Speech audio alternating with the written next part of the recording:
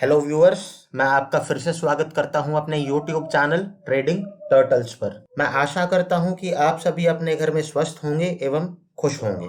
तो चलिए आज की शुरुआत करते हैं। आज हम इस वीडियो में क्या डिस्कस करने वाले हैं? आज का जो मैं ये बोल सकता हूं जो आज स्टॉक चर्चा में है, जो आज मुझे यूट्यूबर चॉइस मिला, वो यूट्यूबर चॉइस है टाटा मोटर्स। तो आज हम टाटा मोटर्स को देखने वाले हैं कि टाटा मोटर्स अपना एंड टू एंड कैसे करता है और टाटा मोटर्स में हमें क्या पॉसिबिलिटीज मिल रही हैं। क्या टाटा मोटर्स एक अच्छा बाय है? क्या टाटा मोटर्स में हमें निवेश करना चाहिए, और अगर निवेश करना चाहिए तो कब करना चाहिए? तो चलिए शुरुआत करते हैं। इससे पहले हम शुरुआत करें, प्लीज़ मेरी रिक्वेस्ट है आपसे, अगर आपको इस चैनल का कंटेंट पसंद आ रहा है तो प्लीज़ हमारे चैनल को लाइक कीजिए, सब्सक्राइब कीजिए और अपने फ्रेंड सर्कल में शेयर करना मत भूलिएगा। तो चलिए शुरुआत करते हैं। अब जैसे कि आप मेरी स्क्रीन पर देख सकते हैं, मैंने अभी टाटा मोटर्स का मंथली चार्ट आपके सामने लगा रखा है। अब मंथली चार्ट क्यों लगा रखा है, इस चीज़ को जानने के लिए ऑल्दो मैं आपको एक्सप्लेन कर सकता हूं कि मैंने मंथली चार्ट क्यों लगा रखा है। हमने अपने चैनल पे कल जोमेटो का एनालिसिस डाला था और जोमेटो के एनालिसिस में मैंने क्लियरली एक्सप्लेन किया है, जब भी कभी मुझे किसी चार्ट को फंडामेंटली ऑब्जर्व करना हो तो हमें कैसे करना चाहिए, और अगर मुझे उसको as in long term investment अपने पोर्टफोलियो में रखना है तो मुझे कैसे पता चलेगा कि मुझे वो चीज़ करना चाहिए। तो ब्रीफ स्टेप्स के लिए आप जोमेटो वाला वीडियो देख सकते हैं, नहीं तो इस वीडियो में भी मैं एक्सप्लेन तो करने वाला ही हूँ कि हमें किस तरीके से अपना फंडामेंटल इन्वेस्टमेंट अप्रोच करना होता है। तो देख लेते हैं क्या टाटा मोटर्स हमारे पैरामीटर्स पे क्वालिफाई करता है, किस लिए, एक अच्छा फंडामेंटल इन्वेस्टमेंट स्टॉक बनने के लिए। तो चलिए शुरुआत करते हैं। अब जैसे ही मैं टाटा मोटर्स का मंथली चार्ट देखता हूं तो मुझे सीधा सीधा ये समझ में आता है कि टाटा मोटर्स का जो अभी तक का मंथली हाई रहा है, यानी कि उसका लाइफ टाइम हाई, वो रेंज में रहा है लगभग लगभग 600 से लेकर के 650 रुपए। तो एक जोन यहाँ पे मार्क करके चलना एक बहुत ही इंपॉर्टेंट बात है। हमें पता चलना चाहिए कि इसका लाइफ टाइम हाई कैसा था और टाटा मोटर्स ने यहाँ पे आकर कैसी एक्टिविटी की। तो जैसे ही मैं यहाँ पे जोन मार्क करता हूँ मुझे साफ साफ समझ में आता है कि टाटा मोटर अपने जोन से अपने मंथली ग्राफ में काफ़ी ज़्यादा वीकनेस फेस कर रहा है। इसका मतलब 600 वाला प्राइस टाटा मोटर के लिए तोड़ना तो मुझे संभव अभी तो नहीं दिख रहा, इस कैंडल को देखने के बाद तो डेफिनेटली नहीं दिख रहा। अब चलो बात कर लेते हैं हमारा वीकली चार्ट हमें क्या इन्फॉर्मेशन दे रहा है। अब मंथली चार्ट में क्योंकि मुझे पता चल चुका है कि ये जोन लेजिटिमेट जोन है और ये टाटा मोटर्स का मंथली हाई जोन है, और वहां से वीकली ने काफ़ी अच्छा रिजेक्शन लेके कैसे ब्रेक दिया। अगर आप इन कैंडल्स को देखें तो ये कैंडल एक नो मोमेंटम कैंडल है, और नो मोमेंटम कैंडल के बाद अगर आज की कैंडल देखें तो साफ साफ समझ में आ रहा है कि टाटा मोटर्स में वीकनेस आ रही है। तो ये हमारे लिए इन्वेस्टमेंट काइंड ऑफ प्रोस्पेक्टिव से एक बुरी बात है। अब देखते हैं कि वीकली में मुझे क्या हिंट मिल रहे हैं। वीकली में जैसे ही मैं टाटा मोटर्स को लगाता हूं तो साफ साफ मुझे एक चीज दिखाई दे रही है, ये तो हमारा रेंज स्टॉक था। रेंज स्टॉक, हाँ, अब रेंज स्टॉक क्या होता है मुझे तो पता नहीं, रेंज स्टॉक क्या होता है। तो रेंज स्टॉक जानने के लिए डेफिनेटली आपको इस वीडियो को ज़रूर देखना चाहिए। यहाँ पर हमने एक्सप्लेन किया है क्लियरली कि रेंज क्या होती है और रेंज को ट्रेड कैसे करना चाहिए, और डेफिनेटली मैं इनके लिंक्स आपको अपने डिस्क्रिप्शन बॉक्स में ज़रूर शेयर करूँगा। अब ये तो मुझे समझ में आ गया कि टाटा मोटर बहुत टाइम से एक रेंज में था, इसने रेंज मेंटेन कर रखी थी ऑलमोस्ट ऑलमोस्ट 450 रुपये से लेकर के 430-32 या 550 आप मोटा मोटा बोल सकते हैं, वहाँ का रेंज इसमें मेंटेन था। अब मुझे ध्यान किस चीज़ का रखना है, ऑलरेडी हमारी मार्केट ग्लोबल इवेंट जो कि हमें पता है रशिया और यूक्रेन में अभी एक वॉर वाला सिचुएशन है, उसकी वजह से वीक चल रही है। दूसरी इंपॉर्टेंट बात हो सकता है कि आजकल अगर आपने निफ्टी का ट्रेंड देखा हो तो निफ्टी का ट्रेंड एक बायस्ड, या निफ्टी का ट्रेंड आप बोल सकते हैं कि एक अनप्रिडिक्टेबल ट्रेंड अभी चल रहा है। तो अगर निफ्टी अनप्रेडिक्टेबल चल रही है तो स्टॉक्स भी अनप्रेडिक्टेबल चल सकते हैं।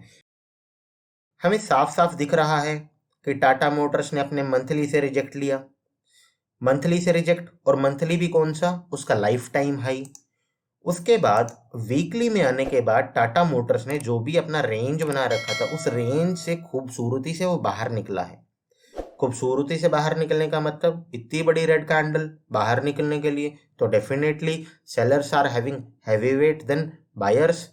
अब उसके बाद अगर मेरे को डेली में भी देखूं तो डेली में भी अभी तो मैं ये नहीं कह सकता कि मेरे को टाटा मोटर में इन्वेस्टमेंट एटलीस्ट करनी चाहिए या टाटा मोटर्स मेरा एक इन्वेस्टमेंट का अच्छा प्रोस्पेक्टिव होना चाहिए। तो अब मुझे टाटा मोटर्स में इन्वेस्टमेंट करनी कब चाहिए, मैं कब टाटा मोटर्स में इन्वेस्टमेंट प्लान करूं? तो लेट अस से कि कल को 200 डे मूविंग एवरेज अभी मुझे यहाँ दिखाई दे रहा है, जो मेरा डेली चार्ट का 200 मूविंग एवरेज है, जो है प्राइस लगभग 411 रुपये, जो मार्केट का भी मोमेंटम चल रहा है और जो वर्ल्ड न्यूज़ अभी चल रही है, जो डिस्टर्बेंस पूरे वर्ल्ड में चल रही है अभी रशिया और यूक्रेन करके, तो डेफिनेटली मुझे लगता है मोटा मोटा ये इसको तो ब्रेक कर ही देगा। अब ये ब्रेक कहाँ जाके ले सकता है हम वो ज़रूर समझ लेते हैं। मुझे साफ एक बात समझ में आती है, अगर मैं अपने वीकली चार्ट पर आकर के देखूं तो ये जोन मुझे एक समझ में आता है जहाँ पे टाटा मोटर्स ने काफ़ी अच्छा समय बिताया है। और काफ़ी अच्छा समय बिताने के बाद अगर आप ये भी देखें तो वीकली का 200 डे मूविंग एवरेज अभी टाटा मोटर्स का अपने जोन के ऊपर भी है। और तीसरी इंपॉर्टेंट बात, इस जोन के ऊपर साइकोलॉजिकल लेवल भी है जो ही है 300 रुपये। तो अब हमारा डिसीजन क्या होना चाहिए? लेट इट फॉल, इसको गिरने देते हैं। हम 300 रुपये टाटा मोटर्स के आने का वेट करेंगे, हो सकता है ये ना आए, इसके बाद ही ये रिकवर कर जाए, वो एक डिफरेंट स्टडी है, डिफरेंट सिनेरियो है। अभी क्योंकि ग्राफ गिरावट की तरफ है, हम ये मान लेते हैं कि ये 300 रुपये आ जाएगा। अगर ये 300 रुपये आ जाता है तो डेफिनेटली इस जोन में हम प्राइस के रिएक्शन का वेट करेंगे और देखेंगे कि प्राइस यहाँ पे कैसा रिएक्ट कर रहा है। अगर हमें कुछ बाय साइंस देगा तो डेफिनेटली हम 300 रुपये पे टाटा मोटर्स को बाय करना पसंद करेंगे। और फिर वही कंडीशन हमें देखना है 600 के अराउंड कैसा करेगा।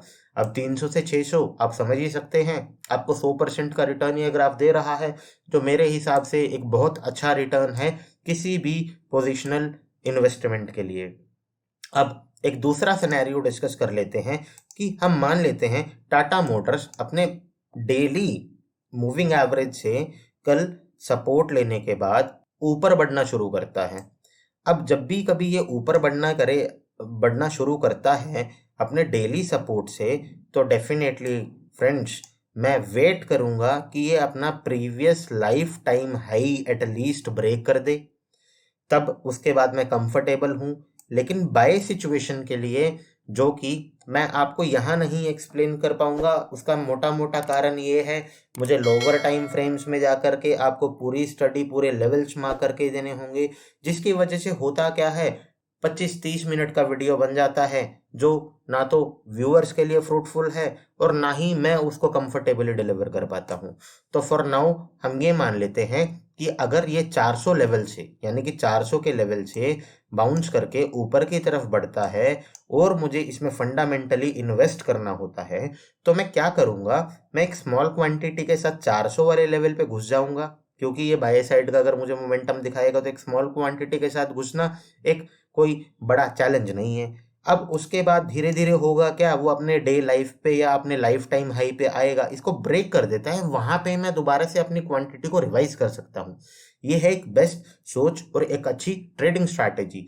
अब इस वजह से क्या होगा, लेट अस से कि मैं टाटा मोटर्स के 500 क्वांटिटी खरीद सकता था, लेकिन मैंने यहाँ पे क्या एग्जीक्यूट किया, मैंने यहाँ पे सिर्फ और सिर्फ 100 क्वांटिटी या 200 क्वांटिटी एग्जीक्यूट किया और टाटा मोटर्स मेरी डायरेक्शन में चल पड़ा। अब टाटा मोटर्स मेरे को 200 का प्राइस लॉक करा के यहाँ पे ऊपर खड़ा है, जब उसने मुझे 200 रुपये का प्रॉफिट यहाँ पे बुक करा दिया, अब अगर यहाँ पे मैं 300 क्वांटिटी ऐड भी कर देता हूँ तो ओवरऑल मेरा ट्रेड कभी भी नुकसान में नहीं जाने वाला। तो इस चीज़ को ध्यान रखिए, इन कैलकुलेशंस को ध्यान रखिए और इसके साथ साथ ये ज़रूर ध्यान रखिए कि टाटा मोटर्स का लाइफ टाइम हाई कहाँ पे है। टाटा मोटर्स का लाइफ टाइम हाई है ऑलमोस्ट 614 रुपये, यानी कि 600 एक साइकोलॉजिकल बैरियर की तरह काम कर रहा है फ्रेंड्स, हमेशा ध्यान रखिएगा। तो टाटा मोटर्स हमारे लिए सबसे बेस्ट फंडामेंटल इन्वेस्टमेंट कब हो सकता है?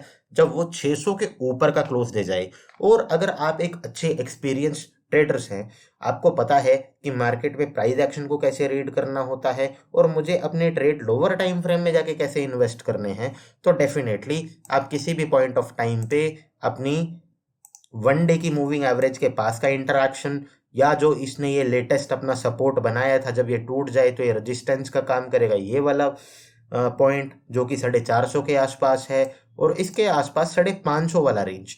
तो आपके पास 3 प्राइस रेंज हैं जहां पे आप अपना इन्वेस्टमेंट प्लान कर सकते हैं। बट कंडीशन एक ही है, आप एक समझदार और पढ़े लिखे ट्रेडर हैं, आप काफ़ी टाइम से मार्केट में हैं और अच्छा प्रॉफिट रिप कर रहे हैं।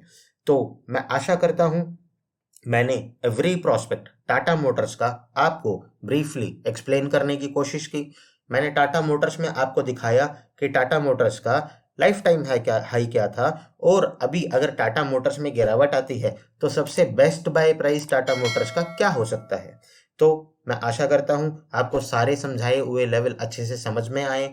मेरी बस आप लोगों से एक ही शिकायत है, वो शिकायत ये है कि आप अपना फीडबैक कमेंट सेक्शंस में लॉक नहीं करते, जिसकी वजह से हमें ये पता ही नहीं चल पा रहा है कि हम जो भी टाइप का कंटेंट आपके लिए पोस्ट कर रहे हैं, क्या वो कंटेंट आपके लिए वैल्यूएबल है, हमें उसमें क्या इम्प्रूवमेंट करना चाहिए, क्या उसमें और मॉडिफिकेशन मैं आपको करूं ताकि आपको ज़्यादा से ज़्यादा सहायता मिले।